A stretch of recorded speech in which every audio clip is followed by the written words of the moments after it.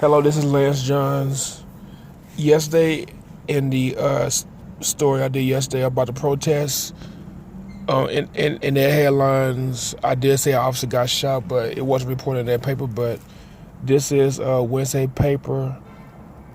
Metro officer got shot, and he is fighting for life. I heard that he's doing okay, but I'm just gonna state what happened, what the paper said.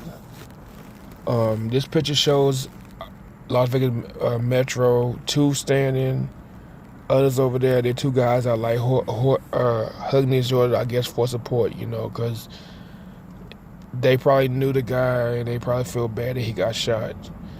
I mean, regardless of a cop getting shot or somebody getting shot, it's still not good for somebody to get shot, because you got to deal with that pain of getting that bullet, and then if you survive, getting shot, you gotta deal with that pain for the rest of your life, that scar and stuff. So that's not good.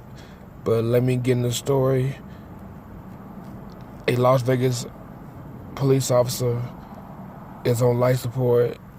A man is dead after two separate shootings late Monday at the tail end of Black Lives Matter protests. The officer named Shay Mikalonis remained in critical condition Tuesday afternoon, according to police. The 29-year-old has been with the Metro Police Department since 2016. Yeah, this is him. I heard, he's okay, but I will talk about that another story. I'm just so late on my stories. I still gotta do a story about my S10. But let's go to page 11A.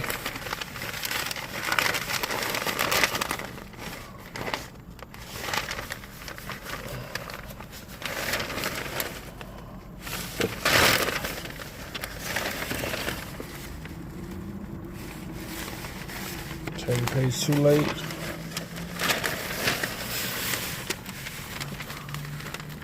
Assistant Sheriff Chris Jones said, "Our thoughts and prayers are with him and his family." Assistant Sheriff Chris Jones told reporters Tuesday that violence was in stock, in contrast to what played out Monday afternoon and early evening, when hundreds of protesters peacefully marched from Trump International Hotel to downtown Las Vegas. The crime, police brutality for the fourth straight night. The recent protests in Las Vegas were sparked by the death of George Floyd, a black man that was killed by the Minneapolis police. Derek Chauvin.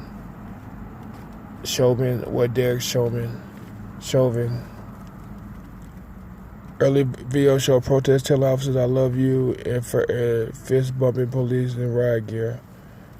But as the evening grew to a close, police issued a disperse order. Fired tear gas when six fragging protesters running side streets and back alleys as others headed south into the Strip. Courthouse shooting. It was during the disperse order that an armed man identified by police as Jorge Gomez approached the officers stationed at the Lloyd George U.S. Courthouse. That's weird. He was equipped with 3 Glock pistols, one was nested inside a carbine conversion kit, which could have made the pistol look like a submarine gun, at first glance, police said. Citing this dispersed order, Jones told reporters Tuesday that one Las Vegas police officer fired a non-lethal shotgun rounds at Gomez as he approached.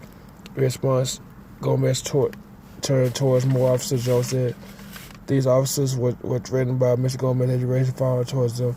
They engaged him, firing shots 7 rounds and striking him. Jones said Monday Gomez was taken to the hospital and pronounced dead.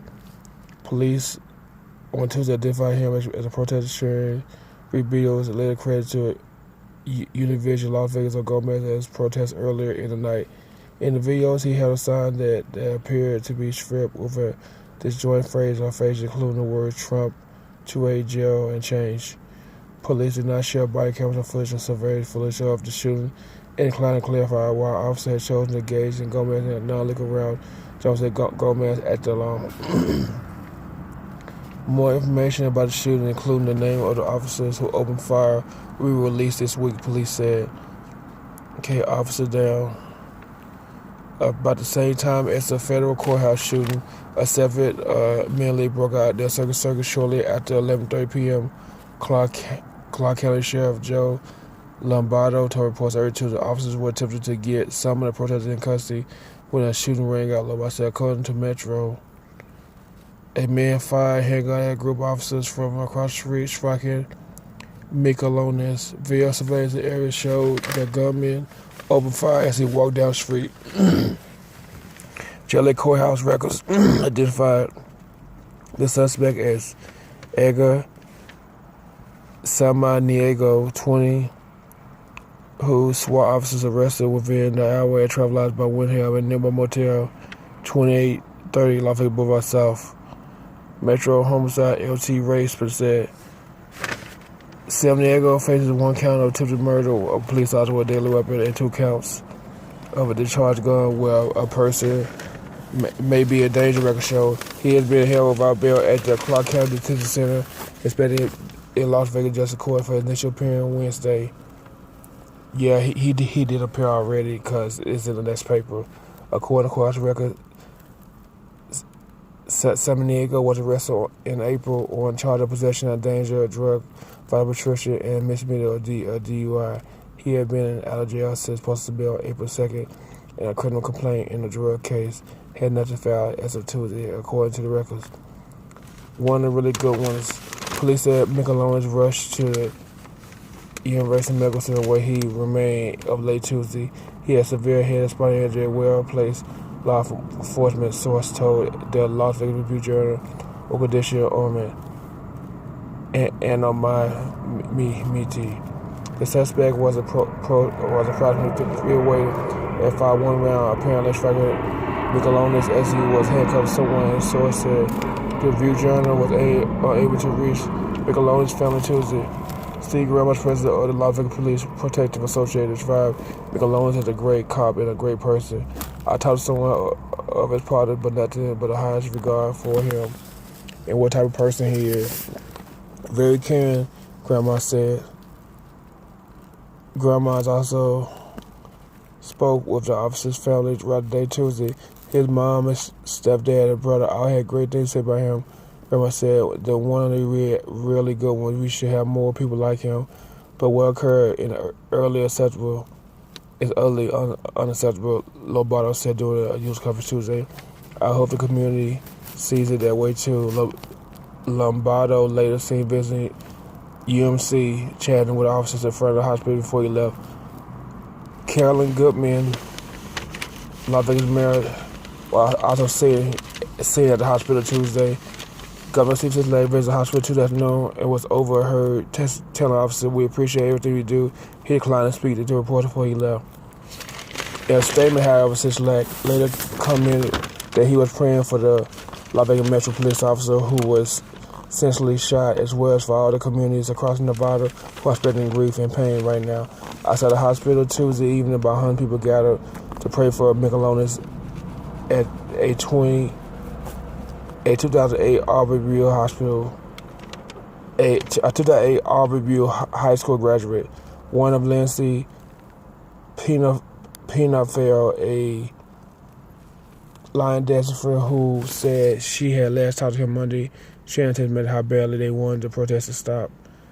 One thing I said to him, be safe, Pinafell said. Officials were in Las Vegas was not the only city where an officer got shot during protest Monday. St. Louis, 4 officers were shot during demonstration that began peacefully. The St. Louis Police Department tweeted Tuesday that officers were hospitalized with injuries were not believed to be life-threatening. It was unclear who had fired the shot, according to the Associated Press. In a tweet posted Tuesday, the Twitter account of Las Vegas chapter of Black Lives Matter movement chapter said actions of the accused shooter and man who was shot and killed by police do not represent the values of our movement stands for. We come in peace. A steady string of tweets and statements from the bottom officials also commended the shooting and offered support for the critical wounded officer, including those of Las Vegas City Councilman Stavros Anthony, a retired Metro captain who called for the arrest of all violent rioters immediately. No bail, Anthony said, law and order. Assemblyman Tom Roberts, Republican Las Vegas retired Metro Assistant Sheriff, begged comments in a tweet Tuesday to call special attention to discuss police reform. Our police officers are not afraid of it, Roberts wrote, later added, we need to protect our cops and citizens. Well, pray for Mikalonis. And hopefully, he gets better. I mean, if you kill police officer, shoot police officer, you're going to pay the price, because they don't mess around but you kill police officers. I mean, police officers, kill civilians, if they, deserve it, or the crooked cops, kill people who don't deserve it. But one thing, if you shoot a cop, regardless if the cop is a good or a bad cop, you go pay the price. You should never kill a cop. That's one thing. Don't never kill a cop, because regardless if the cop is a good cop or bad cop, you go pay the price. Unless you're able to leave the country and not come back and not be traced back or whatever. Just plan on spending the rest of your life in jail or possibly being executed or whatever, because they don't play about cops at all. So, again, like, share, subscribe. Again, this is Lance John. Hit the notifications. Comment below. Wash your hands. Sanitize your hands. Wear a mask. Don't be a hoarder. Stay at home if you feel sick. Go to the hospital if you have to go. Say something. Say something. Don't be afraid to speak out. What else? Trying to make sure I got everything, because it's 5 things I kind of remember during this CV-19 epidemic. Yeah, it's not on there.